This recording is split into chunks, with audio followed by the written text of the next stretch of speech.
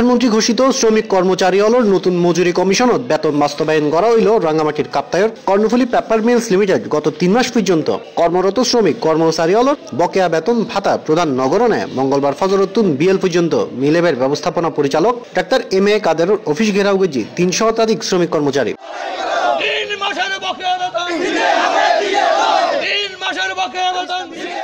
নতুন মজুরি কমিশনত বেতন ভাতা প্রদান নগরাইলে বুধবারতুন এমডির কার্যালয় অনির্দিষ্টকাল পর্যন্ত ঘেরাওগড়ি র্যাবের কর্মসূচি ঘোষণা দেয় শ্রমিক নেতল। একজনের 3 হইতে 3.5 লক্ষ টাকা কোম্পানির কাছে আমরা পাওনা আছি, আমাদের কোনো পয়সা দিচ্ছে না।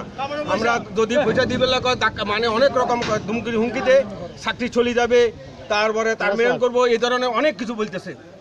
আমরা অনেক কষ্ট করছি, আমরা অসহায় হয়ে আজকে আমরা এমডি কে আমরা ঘিরাও দিতে বাধ্য হয়েছি।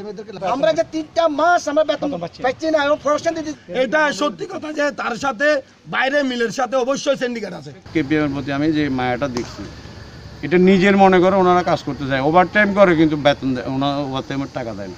ডাকি বলছে যে কি নতুন স্কেলে না পুরান স্কেলে দিবে, অর্থাৎ এর একটা ভাওতাবাজি। তার পরিপ্রেক্ষিতে আমরা সকাল 11টা থেকে ওনার এই কর্মসূচি ঘোষণা করছি যে ওনাকে ঘেরাও করে আজকে এখানে আমরা অবস্থান ধর্ম করছি। এখনো পর্যন্ত আমরা না খেয়ে আছি। আমরা বেতনটা চাই, আমরা আর চলতে পারতেছি না, আমরা ঘুরে ঘুরে যাচ্ছি, আমরা এখন কেউ চিকিৎসা করতে পারতেছি না। বিএলএ এমডির অফিস ঘেরাও কর্মসূচি উত্তেজনা রূপ লইলে ঘটনাস্থলত সাংবাদিকল প্রবেশ গিত্তু চাইলে কেপিএম এর এমডি ডাক্তার এম এ কাদের সাংবাদিকলরে মিলুর ভিতরে প্রবেশ গিত্তু ন দেয়। Desk news, C+ TV।